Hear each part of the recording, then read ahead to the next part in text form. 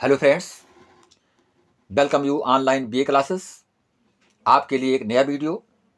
BA first semester Hindi काव्य पढ़ने वाले हमारे मित्र जिन्होंने हिंदी काव्य को या हिंदी लिटरेचर को लिया हुआ है, उनके लिए मोस्ट इम्पॉर्टेंट वीडियो बनने वाला है, जिसमें कि आज मैं इस वीडियो में दीर्घ उत्तरीय प्रश्नों को एक्सप्लेन करने जा रहा हूं, जो कि एग्जाम के लिए मोस्ट इम्पॉर्टेंट बनने वाले हैं।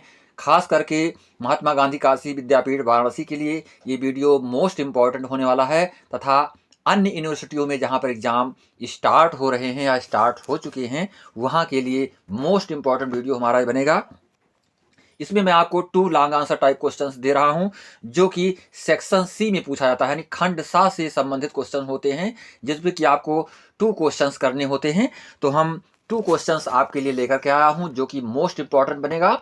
यदि आप चैनल पर पहली बार आए हैं तो इस वीडियो को लाइक, शेयर और सब्सक्राइब अवश्य कर दें, तथा अपने फ्रेंड्स के बीच में इस वीडियो को शेयर करना ना भूलें मित्रों, क्योंकि मैं इस वीडियो को आपके लिए तथा आपके भाइयों के लिए बना रहा हूँ, हर किसी के लिए बना रहा हूँ, जिससे हमारा ये वीडियो उनके लिए फ़ायदेमंद बन पावे, लाभकारी बन पावे और वो अच्छे से अंक परीक्षा में गेन कर पावें। यही हमारा उद्देश्य रहता है। तो हम देखेंगे ये जो आपका क्वेश्चन है, मोस्ट इम्पॉर्टेंट क्वेश्चन, सिद्ध कीजिए नागार्जुन एक सफल जन कवि हैं। इसको मैंने मॉडल पेपर्स के रूप में इस क्वेश्चन को दे रखा हूँ, जिसे आपको पढ़ना चाहिए लॉन्ग आंसर टाइप क्वेश्चंस में। तो उसको मैं एक्सप्लेन करने जा रहा हूं। देखेंगे, नागार्जुन मूलतः प्रगतिवाद के कवि हैं। नागार्जुन को इस प्रकार से माना जाता है, तो ये प्रगतिवाद के कवि माने जाते हैं नागार्जुन जी। वे मार्क्सवाद द्वारा प्रभावित हैं। किससे प्रभावित हैं नागार्जुन जी? तो ये मार्क्सवाद से प्रभावित बताए गए हैं मित्रों। उनके काव्य में पूंजीवादी शोषण के विरोध एवं सर्वाहार अथवा समाज के गरीब वर्गों के प्रति अदम्य सहानुभूति का व्यापक प्रभाव दिखाई पड़ता है। यदि हम नागार्जुन की रचना को पढ़ते हैं तो हमको समाज के एक सहानुभूतिपूर्ण दृश्य दिखाई पड़ते हैं, समाज के प्रति एक ऐसी आस्था दिखाई पड़ती है कि लगता है कि नागार्जुन समाज से बिल्कुल ही जुड़े हुए थे।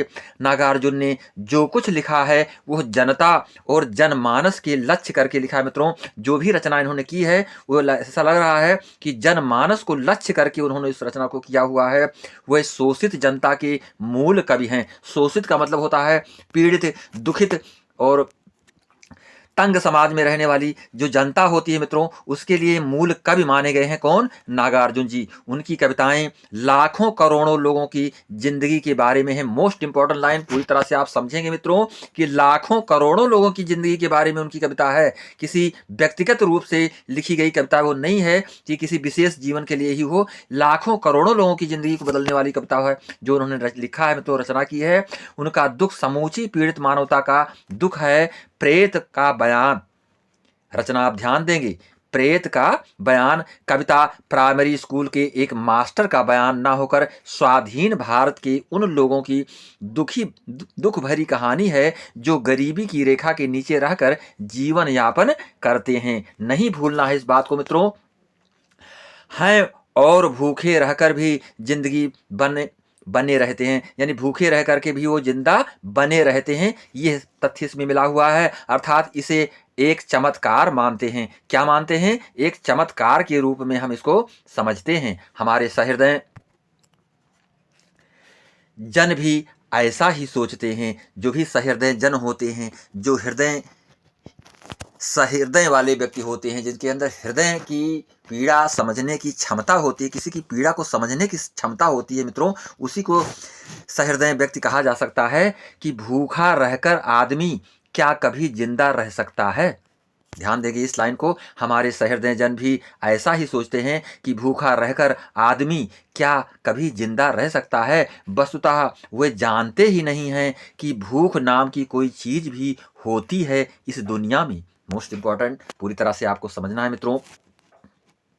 अब हम उन पंक्तियों की ओर चल रहे हैं जिसको नागार्जुन जी ने लिखा है मित्रों। तो देखेंगे इसमें, नागरिक हैं हम स्वाधीन भारत के। बहुत ही सरल तरीके से उन्होंने इस लाइन को लिखा है कि नागरिक हैं हम स्वाधीन भारत के। तनख्वाह थी, ध्यान देंगे, तनख्वाह थी 30, सो भी नहीं मिली। मोस्ट इंपॉर्टेंट, पूरी तरह से आप समझेंगे इसको। तनख्वाह थी 30, यानी 30 ही रुपए की तनख्वाह मिलने वाली थी, सो भी नहीं मिली। मुश्किल से काटे हैं एक नहीं, दो नहीं, 9 महीने। मोस्ट इंपॉर्टेंट, तथ्य पूरी तरह से समझ में आ रहा है। कविता जो भी है गद्यात्मक रूप से जरूर लिखी गई मित्रों, लेकिन मार्मिकता से भरी हुई दिखाई पड़ रही है। अब हम आगे बढ़ रहे हैं, आप देखेंगे। मैं आपको दूसरी कविता की ओर ले चल रहा हूं। आपकी छाया में मैं ही था बाकी, मोस्ट इंपॉर्टेंट, आपकी छाया में मैं ही था बाकी, मरकर हंस पड़ा नरक का राजा। नरक का राजा क्या होता है? जो पीड़ित है, जो दुखी है, जो इस संसार में अकेलापन महसूस कर रहा है, किसी भी प्रकार से उसको किसी भी प्रकार की प्रसन्नता उपलब्ध नहीं हो पा रही है, तो मरकर हंस पड़ा, मरा था परंतु क्या हुआ? हंस पड़ा नरक का राजा। मित्रों, अविश्वास की हंसी दंड पाणी महाकाल ने। अविश्वास की हंसी, ऐसी हंसी जिस हंसी को देख करके यकीन ही ना हो। यदि कोई परेशान व्यक्ति, दुखी व्यक्ति, पीड़ित व्यक्ति अचानक हंस पड़े मित्रों, तो हमको विश्वास नहीं होता है कि what is the main thing, why did he laugh.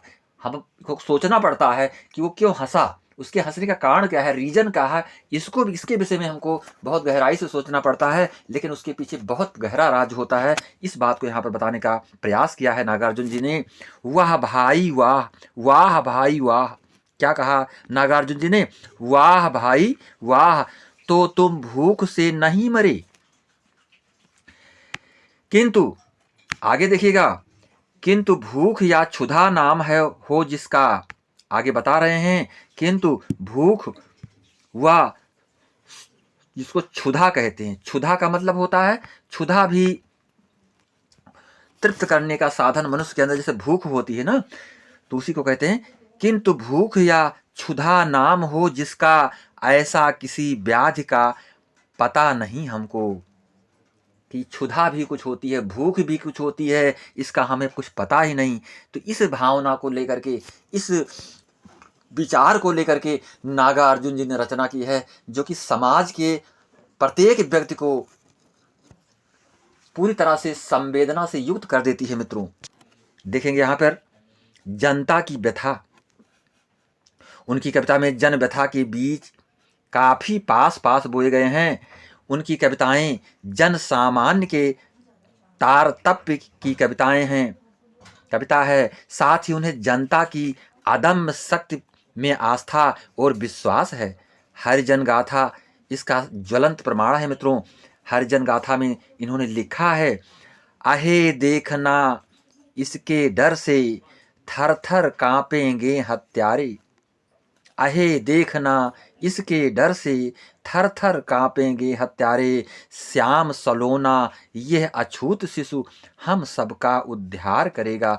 क्या नागार्जुन का विश्वास है कि अन्याय और असंतोष के गर्भ में जन क्रांति का जन्म होगा। देखिए, जन क्रांति का जन्म कब होता है?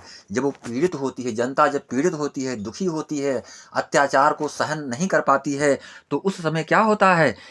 क्रांति होती है। कैसी क्रांति होती है? जन क्रांति होती है। मित्रों, इसे हमें पूरी तरह से समझ लेना है, जान लेना है कि जन क्रांति कब होती है? जब जन व्यथा से युक्त होता है, जब जन पीड़ित होता है। इसमें बताया गया है, आज यही संपूर्ण क्रांति है, आज यही संपूर्ण क्रांति बेड़ा सचमुच पार करेगा। जनता की शक्ति में विश्वास एक अन्य स्थान पर जनता की अमोघ शक्ति प्राप्त करने का यह विश्वास देखते ही बनता है। मित्रों, इन पंक्तियों में देखेंगे, नीचे की पंक्तियों में, जली ठूंठ पर बैठ कह गई कोकिला कूक, जली ठूंठ पर बैठ कह गई कोकिला कूक। यहाँ पे भाव पूरी तरह से स्पष्ट होना चाहिए कि जली ठूंठ पर बैठ कह गई, यानी जली हुई ठूंठ पर बैठ करके, कौन बैठ करके? कोकिला, कोयल बैठ करके। क्या कह गई? कोकिला कूक, कूक कह गई, अपने गीत को कह गई, अपनी बात को कह गई। बाल न बाका कर सकी शासन की बंदूक। मोस्ट इंपॉर्टेंट लाइन, नागार्जुन जी ने क्या लिख दिया मित्रों? बाल न बाका कर सकी शासन की बंदूक। शासन कुछ भी नहीं कर सकता। जब जनता क्रांति करती है, जन क्रांति होने लगती है मित्रों, लोग पीड़ित होते हैं, उस पीड़ा को दूर करने के लिए जब क्रांति शुरू हो जाती है, तो वहां पे शासन की बंदूक काम नहीं कर पाती है। इस भाव को यहां पर बताया गया है मित्रों। जनता के प्रति प्रतिबद्ध, ध्यान देंगे, इस लाइन को पूरी तरह से समझेंगे। जनता के प्रति प्रतिबद्ध, कौन प्रतिबद्ध है? नागार्जुन जी की रचना। नागार्जुन उन कवियों में हैं जो साधारण जन के प्रति प्रतिबद्ध हैं। प्रतिबद्ध हूँ शीर्षक कविता में वो स्पष्ट कहते हैं कि वो बहुजन समाज की अनुपम प्राप्ति के निमित्त एवं संकुचित स्वयं की आपाधापी के निःशेषार्थ प्रतिबद्ध हैं। संबद्ध हूँ, प्रतिबद्ध हूँ। उन्होंने लिखा है संबद्ध हूँ, प्रतिबद्ध हूँ। नागार्जुन जन जीवन में के एक एक विचित्र विकट दिखाई देते हैं। जीवन का कूट यथार्थ उनकी कविता में सुखद दिखाई देता है। उनकी दृष्टि समाज के उपेक्षित वर्गों की ओर केंद्रित दिखाई देती है, क्योंकि वे ही समाज के जन पक्ष का निर्माण करते हैं। मित्रों, वह उन्हीं की भाषा, उन्हीं की शब्दावली, लोकोक्तियों तथा उन्हीं के समाज में प्रज्वलित मुहावरों में उन्हीं की बात कहता है। मोस्ट इम्पॉर्टेंट, जो भी कहते हैं वो जनता से ही संबंधित तथ्यों को कहते हैं। मित्रों, उससे हटकर जरा भी वो नहीं इधर उधर होते हैं। नागार्जुन की हरिजन गाथा इसी प्रकार की कविता है। हरिजन गाथा को यदि हम पढ़ें तो हमें पूरी तरह से मिलेगा कि जो नागार्जुन जी ने लिखा है वो इसी प्रकार की रचना है। मित्रों, देखेंगे इसमें जो रचना है नागार्जुन जी की, कुछ पंक्तियां मैं आपको बता रहा हूं, इसको आप पूरी तरह से समझेंगे। अगले नहीं इससे अगले रोज, अगले नहीं इससे अगले रोज पधारे गुरु महाराज। समझ में अर्थ आ रहा है आपके? रैदासी कुटिया के अधेड़ संत गरीब दास। आपने रैदास जी का नाम सुना होगा। रैदास एक संत थे, तो वो अपनी कुटिया में रहा करते थे और वहीं से धर्म अर्थ के कार्य किया करते थे। मित्रों, और वहीं से उनको ईश्वर की प्राप्ति भी हुई। सिद्ध पुरुष थे।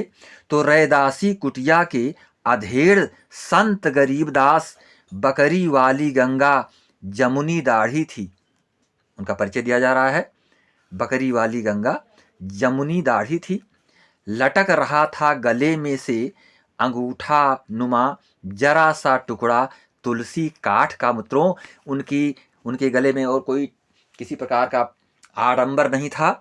उनके गले में तुलसी की माला अर्थात तुलसी की गांठ वो पहने हुए थे गले में, और बहुत ही शांत और बहुत ही समाज से परे वो दिखाई पड़ते थे। मित्रों, कपाट पर बाईं तरफ घोड़े के खुर। मोस्ट इंपॉर्टेंट, कपाट पर दाईं तरफ घोड़े के खुर का निशान था। कपाट, कपाट किसको कहते हैं मित्रों? कपाट का मतलब जो किवाड़ होती है, यानी कपाट जो ललाट होती है, मस्तिष्क ऊपर का भाग, तो कपाट पर बाईं तरफ घोड़े के खुर का निशान था। उनकी बाईं तरफ जो है घोड़े का खुर के निशान बने हुए थे। मित्रों, चेहरा था गोल। परिचय दिया जा रहा है, परिचय दिया जा रहा है मित्रों। चेहरा था गोल मटोल, आंखें थी घुच्ची, यानी चेहरा उनका गोल मटोल था, आंखें भी छोटी छोटी आंखें गुच्ची के रूप में थी। मित्रों, बदन कंठ मस्त था। मोस्ट इंपॉर्टेंट, पूरा ही परिचय मिल रहा है आपको। बदन कंठ, जो शरीर था उनका, कंठ मस्त था। कंठ मस्त होने का मतलब लयबद्ध तरीके से भजन करते थे। मित्रों, जनता की भाषा का प्रयोग, नागार्जुन की भाषा जन भाषा के वर्णन को सजीवता प्रदान करती है। जैसा कि आप ऊपर देख चुके हैं, विषय को बिंब द्वारा ग्राह्य बनाती है तथा अनपढ़ समाज में प्रचलित एवं प्रयुक्त की जाने वाली भाषा एवं शब्दावली का उदाहरण प्रस्तुत करती है। ये हमें पूरी तरह से समझ लेना है। जनजीवन की अनंत छवियों का चित्रण अद्यतन हिंदी कविता के संपादक मंडल के शब्दों में उनकी कविताओं में जीवन की अनंत छवियां अंकित हैं।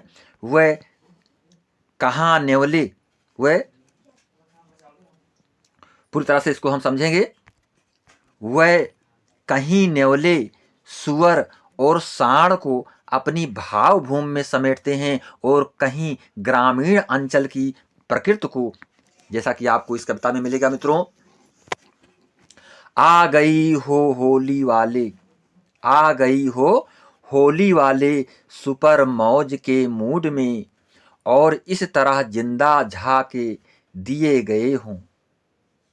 दोबारा देखेंगे इस लाइन को। आ गई हो होली वाले सुपर मौज के मूड में, और इस तरह जिंदा झाके झांक दिए गए हों, अचानक उमगी डालों की अचानक उमगी डालों की संधि में छरहरी टहनी, पोट पोट में गसे थे टेसू वह तुम थी।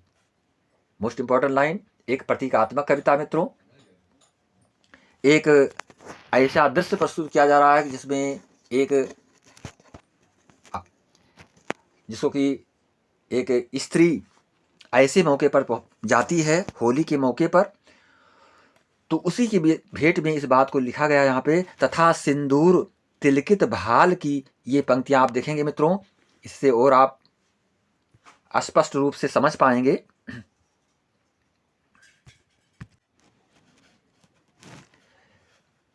अब आप देखेंगे, तथा सिंदूर तिलकित भाल की, ये पंक्तियां पूरी ही तरह से आप समझें। याद आता मुझे वह तरुणी गाम, कौन सा गाम की बात हो रही है?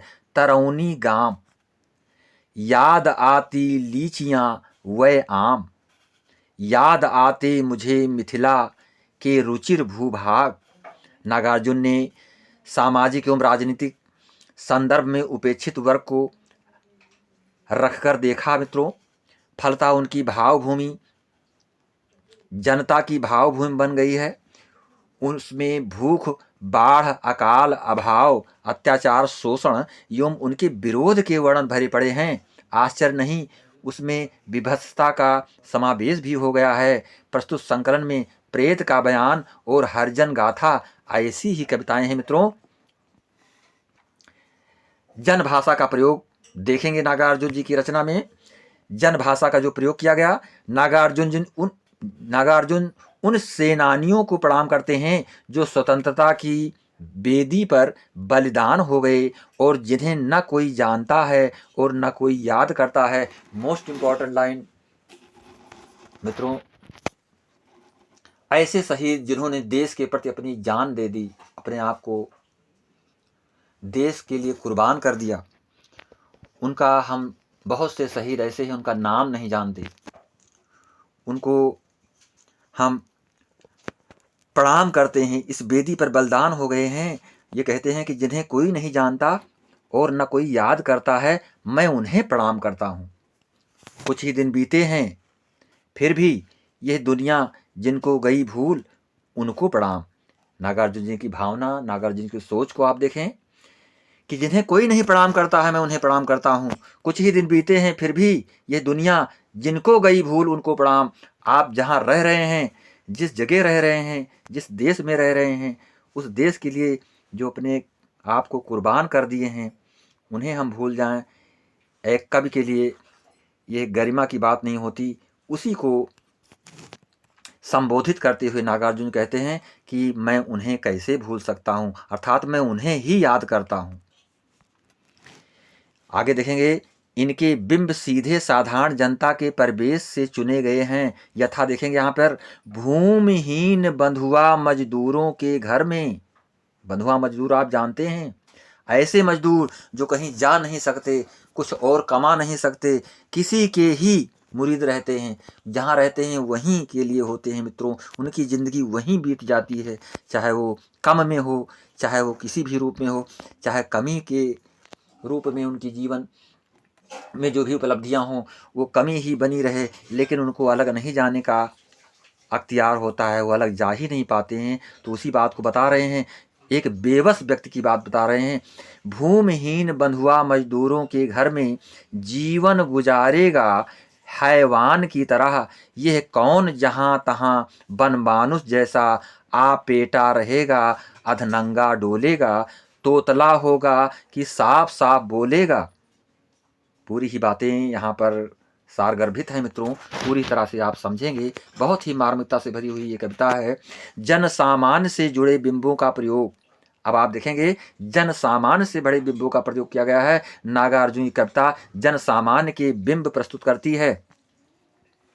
अब आप देखेंगे इस रचना को मित्रों, झुकी पीठ को मिला किसी हथेली का स्पर्श, तन गई रीढ़। मोस्ट इंपॉर्टेंट, झुकी पीठ का मतलब शर्म करती हुई पीठ, जो अपने सिर पर भार, अपने पीठ पर भार को लिए हुए कार्य में लगी हुई है। झुकी पीठ को मिला किसी हथेली का स्पर्श, जब वो झुका, किसी ने अभिवादन किया मित्रों, किसी हथेली का स्पर्श उसको मिला, तन गई रीढ़, तो वो खुशियों से भर गया, उत्साह से भर गया। पीड़ित व्यक्ति के सिर पर, पीड़ित व्यक्ति की पीठ पर हम हाथ रखेंगे तो जाहिर बात है कि वो पूरी तरह से प्रसन्नता से ओतप्रोत हो जाएगा। यही भाव यहाँ पर एक दबे कुचले हुए समाज के प्रति यहाँ पर नागार्जुन जी ने प्रस्तुत किया है। आगे देखेंगे एक अन्य कविता बेटी खोपड़ी के अंदर, मोस्ट इंपॉर्टेंट, बेटी खोपड़ी के अंदर में कवि एक मुस्लिम रिक्शे वाले के साथ आत्मिक संबंध जोड़ता हुआ दिखाई देता है मित्रों। इस कविता में प्रयुक्त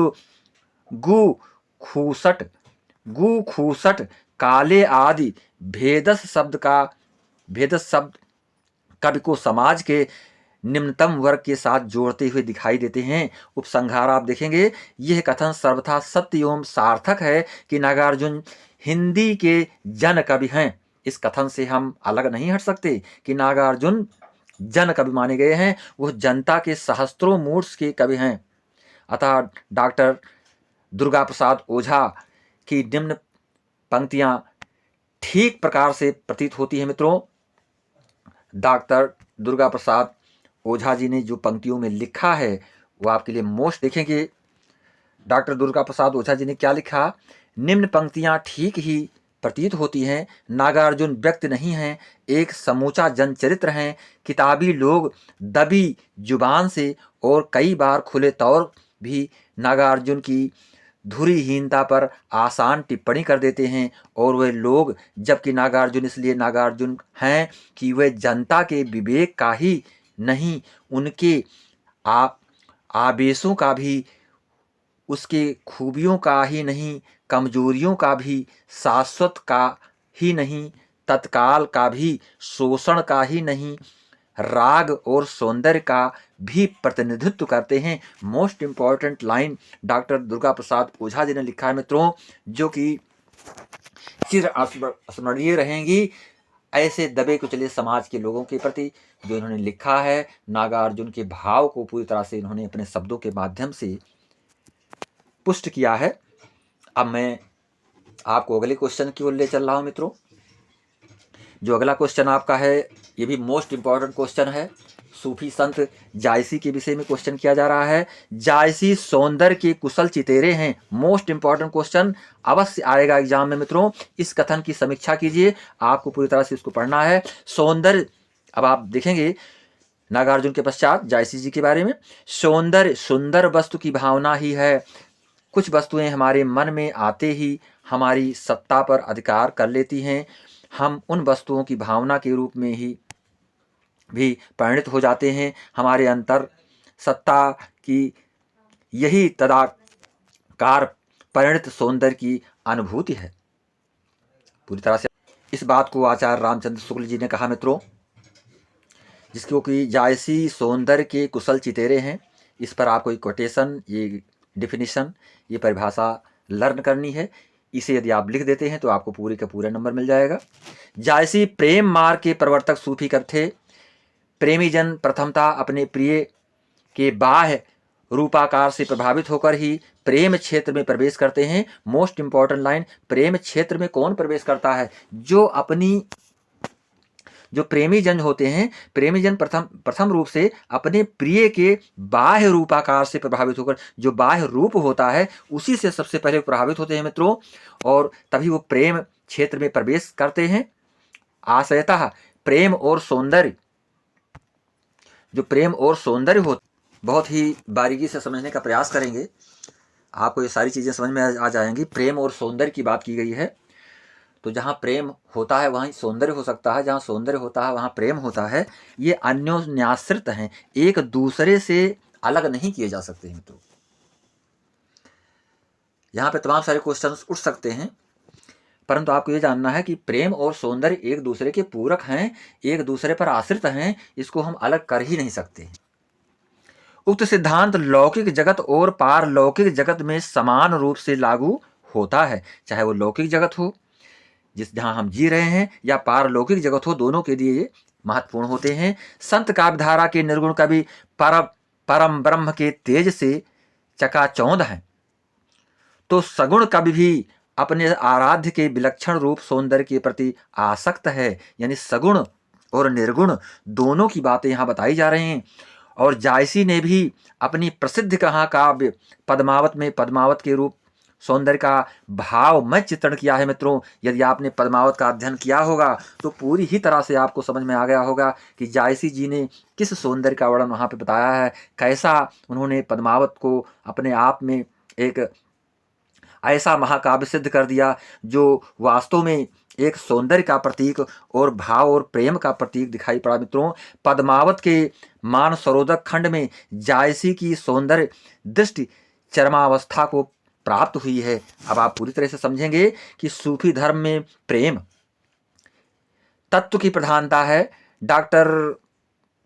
यानी प्रेम तत्व की प्रधानता सूफी धर्म में दिखाई पड़ती है। डॉक्टर शंभुनाथ सिंह के अनुसार प्रेम वही होगा जहां रूप होगा। डॉक्टर शंभुनाथ सिंह जी ने भी इस बात का समर्थन किया है मित्रों कि प्रेम और सौंदर्य जो अन्योन्याश्रित होते हैं, इसी का समर्थन उन्होंने किया कि प्रेम वही होगा जहां रूप होगा। जायसी ने पद्मावत के सौंदर्य का जो इतने अधिक विस्तार के साथ तथा मनोयोग के साथ वर्णन किया है, उसका मुख्य रहस्य यही है। साथ ही जायसी ने लौकिक प्रेम की व्यंजना के माध्यम से अलौकिक प्रेम की व्यंजना करते हुए पद्मावत को जिस अलौकिक सत्ता के रूप में देखा है, उसका भी प्रभाव जायसी के सौंदर्य वर्णन पर है। ये हमें नहीं भूलना, बताया जा रहा है। लौकिक प्रेम व्यंजना के माध्यम से अलौकिक प्रेम की व्यंजना करते हुए पद्मावती को जिस अलौकिक सत्ता के रूप में देखा है, उसका भी प्रभाव जायसी के सौंदर्य वर्णन पर दिखाई पड़ता है। मित्रों, पड़ रहा है। यह तथ्य भी विशेष उल्लेखनीय है कि पद्मावती का सौंदर्य लौकिक और अलौकिक दोनों है। यानी कि नख सिख वर्णन में अब आप पढ़ा होगा तो पूरी तरह से आप पद्मावती के सौंदर्य के विषय में जानकारी प्राप्त की होगी। मैं जहां यह पूर्णता लौकिक रहा है, वहीं मानसरोदक खंड में उसकी आभा कण कण में व्याप्त दिखाकर जायसी ने उसे अलौकिकता प्रदान कर दी है, जहां प्रकृति के तत्व भी उसके रूप में आसक्त हो उठे हैं। मित्रों, आप पूरी तरह से यदि हमारे चैनल पर जाएंगे मित्रों, तो जायसी के मानसरोदक खंड का मैं हिंदी व्याख्या दे रखा हूं, जो कि आपके लिए बहुत ही इंटरेस्टेड बनेगा। और पूरे ही बिंद को मैंने पूरी ही तरह से प्रयास करके बहुत अच्छी तरीके से व्याख्यायित करने का प्रयास किया हूं, उसे आप अवश्य देख लेंगे। अब आप देखेंगे पंक्तियों को, जायसी जी की रचना। देख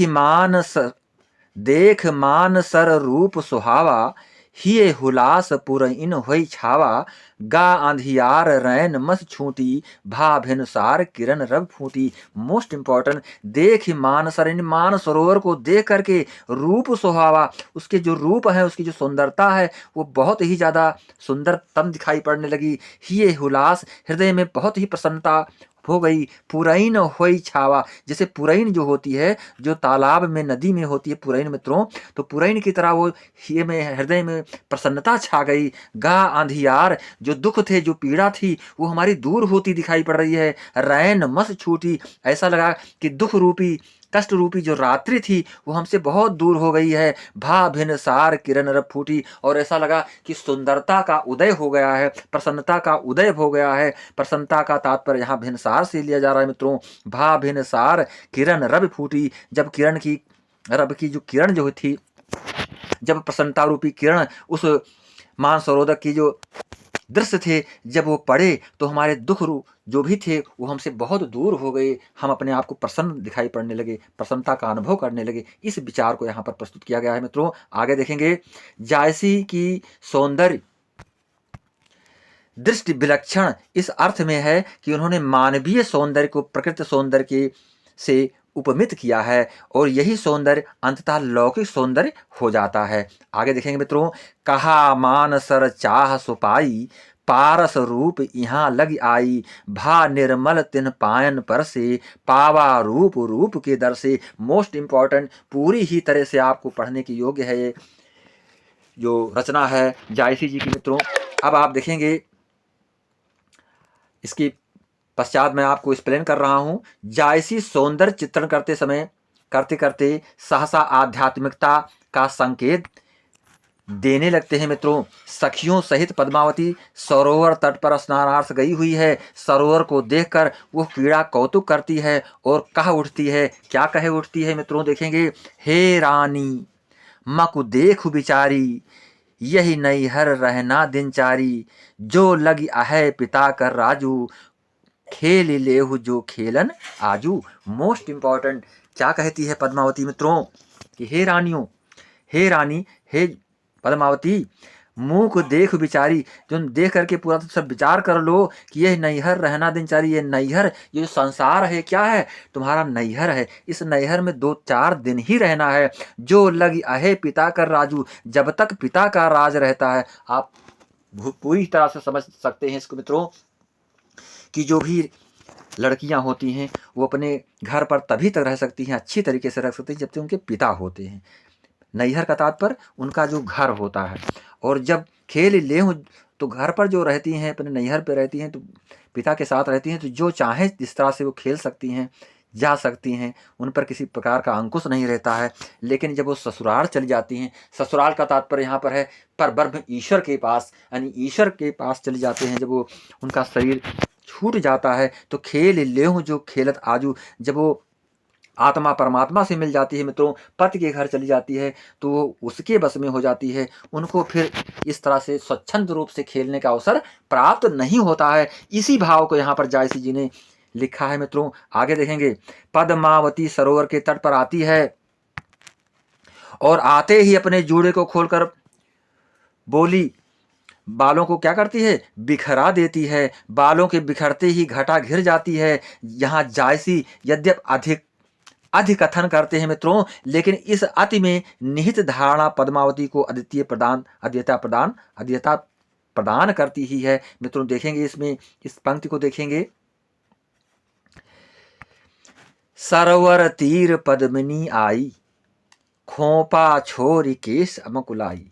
यानी सरोवर के तट पर, उस सरोवर के पास पद्मिनी अर्थात पद्मावती आई हुई है मित्रों। खोपा खोर में बालों को उसने क्या किया, खोल दिया है।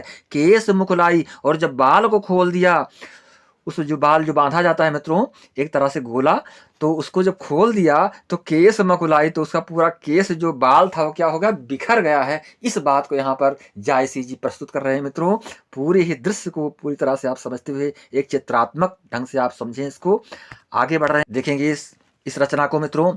शशिमुख अंग मलयगिर वासा, मोस्ट इंपॉर्टेंट, मुख कैसा है, शशि के समान, चंद्रमा के समान मुख वाली वो पद्मावती। अंग, और जो शरीर उसका है, मलय गिरवासा, ऐसा लग रहा है कि मलय गिर पर्वत जहाँ पे सुगंध बिखर रही है, मलय पर्वत के समान, अर्थात मलय गिर से आने वाली वो सुगंध बिखेर रही है। नागिन झांपी लीन चहुपासा, चारों तरफ से नागिन की तरह जो है वो अपने आप को झांप रही है, यानी पूरी तरह से उसने अपने शरीर को ढक लिया है मित्रों। उसके बाल जब उसके शरीर पर पड़ते हैं, चेहरे पर पड़ते हैं, तो नागिन के समान प्रतीत होते हैं मित्रों। नागिन झांप लीन चहुपासा, ऐसा लगता है चारों तरफ से जो है उसका चेहरा बालों से ढक गया है।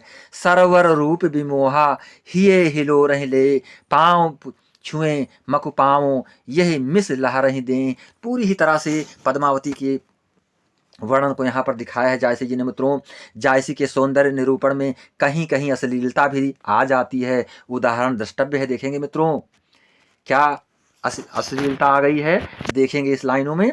दसन दमिन कोकिल भाखी, भोहे धनुख गगन लई राखी, नैन खंजन दुई केल करेही, कुछ नारंग मधुकर रस लेही। कुछ का मतलब होता है मित्रों जो स्त्रियों का कुछ होता है स्तन, जिससे वो दुग्ध पान कराती हैं शिष्यों को।